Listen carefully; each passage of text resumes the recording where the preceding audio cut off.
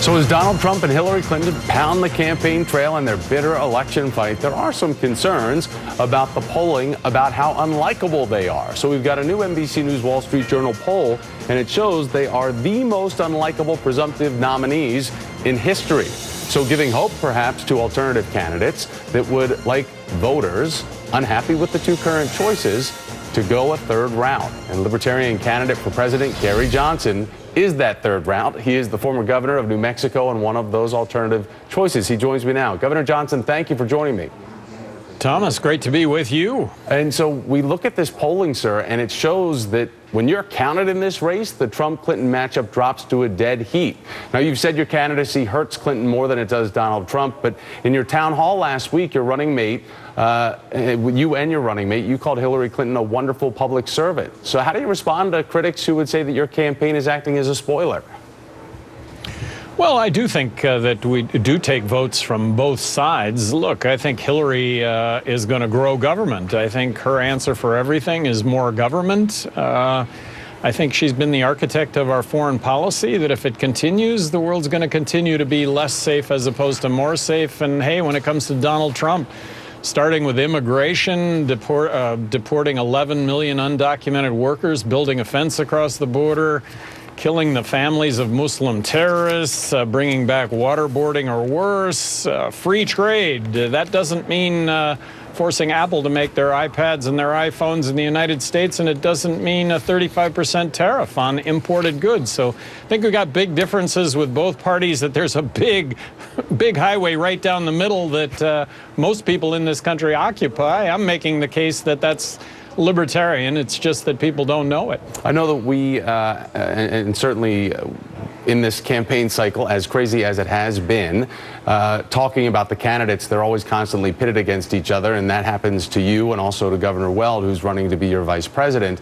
But when it comes to your website, I know it says, we need to make America sane again, kind of taking off the launching pad of Donald Trump's mantra. But you say that in respect to that you think it is insane to want to build a border wall with the United States and Mexico. You've given different policy points about what it means for your economy as opposed to that of Hillary Clinton. When it comes to the debate stage, which would be, as you say, the Super Bowl of politics, this would be the best place to have those contrasts illuminated. Are you going to be able to get on the debate stage? You need 15%. Well, Thomas, you cited a poll that was just done. You know, hey, it was at 10%, but that was after they pulled Trump and Clinton, those two names. Then they add Gary Johnson. Yeah, I'm at 10%. Really, to get to 15%, I think right now, the polling organizations need to start with three names, because at 10%, which is really where we're showing up in all these polls, shouldn't that be three names right now? I think so. But getting to 15%, look, Bill Weld and myself, we're going to be the only third-party candidates on the ballot in all 50 states. I think that speaks volumes.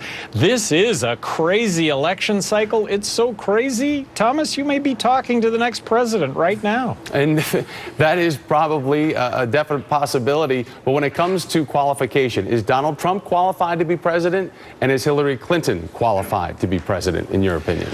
Well, you can't say that they're not qualified, but Bill Weld and I are going to make the case that, look, you got two former Republican governors that got reelected in heavily blue states, and were successful. I think that combination can also apply to Democrats serving in Republican states.